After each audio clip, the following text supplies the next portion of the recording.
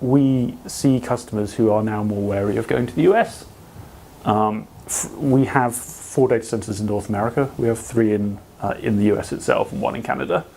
And we see customers from Europe who say they want to be in North America, but they don't want to be physically in the US, and they'll go to Canada, for example. Or we see Canadian companies who say we'll stay in Canada. Or we see UK and European companies who say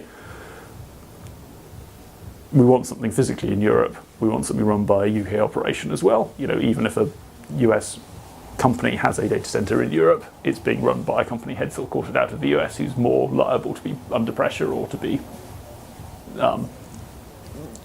have close contact with US security already. So I think for us it's been an advantage almost. It's made people clearer about issues of data ownership, issues of jurisdiction and so forth, and it's brought these to the fore. And as a European company serving European customers, that's a benefit. I think if you look at anyone starting a new business today, I don't mean my own, I mean any business, it will have a large IT component to it, and it will choose to build a lot of that on the cloud.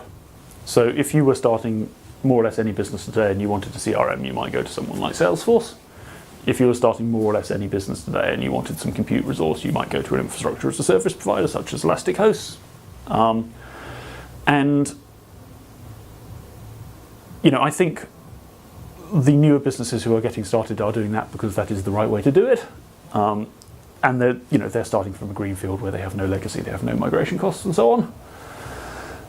The existing businesses are slower.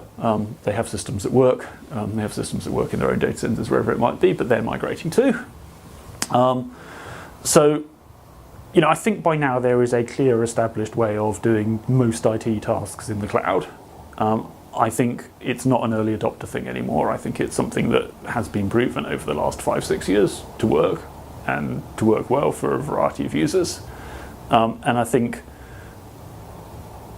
it's certainly at the point now, if you were starting greenfield, you would do a lot in the cloud. And even if you're not starting greenfield, you've probably already migrated quite a lot there and are thinking about migrating more. I mean, I think that almost all businesses have some substantial IT enablement these days.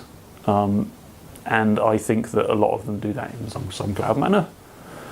I mean, when you look at cloud outages, which get quite a lot of coverage these days, and you look at the variety of customers who are affected by those, you can see that the wide range of people who are using this stuff.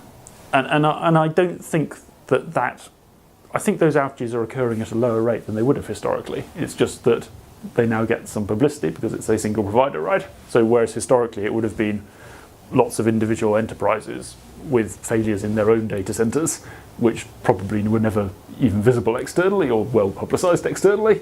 Nowadays it correlates more and you get a press story saying X cloud provider's gone down. I don't think that's an indication of lower reliability. I think it's an indication of things being more concentrated and therefore newsworthy than 1,000 individual car crashes. The motorway pile-up gets more. But I think I think the fact that you do get that coverage, and the fact that when an incident like that happens, you see a lot of different companies being affected, does show how many people have based off this, and clearly continue to do so. There are many markets, many of which have their own transformations, right? SaaS is continuing to grow, PaaS is continuing to advance. Infrastructure as a service where we are, I think some people look at it and they say, well, this is a market that's relatively mature. It's a market where there's a lot of differentiation. And our response to that would be, well, yes, the type of product that Elastic Host launched in 2008 as a pioneer has spread more widely and can be bought from many people these days. But there is still innovation. We've just launched this product that is, as I say, scalable with use, metered on purely on use, and where if you start an 8 gig instance and you leave it idle, you pay for the 1 or 2 gig you're actually using. And we think that that is a significant step forward. It means bringing the promise of cloud closer, right? The promise of cloud is scalability, flexibility, elasticity, usage-based metering. Going to on-demand fixed size instances in 2008 was a big step there. That's where quite a lot of the market's now caught up to. And going to sort of truly on-demand metering, not instance sizes, but what is your server load? What are you actually running? And how much resources does that actually consume? We think that's another step. even pushing infrastructure as a service forward again.